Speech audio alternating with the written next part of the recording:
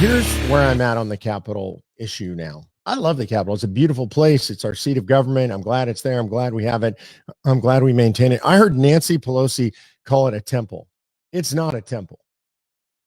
To the left, government, the state has become a religion. The state has become everything. Religions have temples. Governments do not. Governments have capitals, government buildings, places where legislatures meet. They don't have temples, and that's not a temple. No temple was desecrated.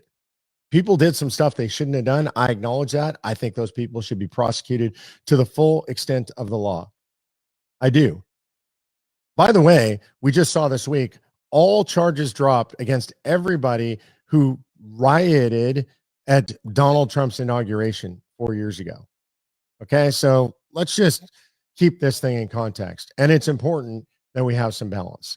But when the mainstream media and the radical left, and frankly, some people on the right are going to tell me this is the worst thing ever to happen in the United States of America, like, I don't know where the hell they've been for the last year when our cities have been burned into the ground, when people have called for defunding police, when lots of people have died in these protests all around the country, protests that were riots.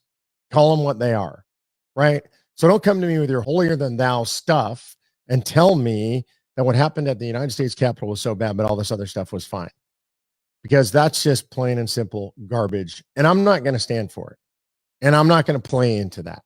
Right? Again, make my position clear. It was bad. We shouldn't use violence. People shouldn't invade the Capitol. Anybody who did that should be prosecuted to the full extent of the law. Same as anybody who riots anywhere. Same as anybody who destroys public property anywhere.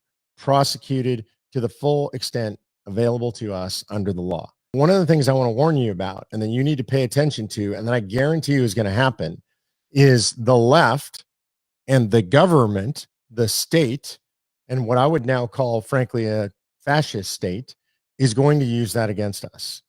They are going to use that against us. We're seeing big tech use against us. We're going to start to talk about that. We're going to talk about the civil tech war now taking place in the country. But you're going to see government use this against us. You're going to see, I predict, legislation out of the House and Senate signed by the president limiting your freedoms, limiting your liberties, taking away your freedom of speech, some of your right to assemble. You're going to see an assault on those things based on what happened at the Capitol. And I think they're more than happy to do it. That's part of fascism. It's part of totalitarianism. And that's where we're headed. One of the things you're going to hear me say a lot, totalitarianism comes on slowly. Total fascism comes on slowly until it doesn't. And then in one moment, it explodes. This is just history. And this is where we're at in the history of the United States of America.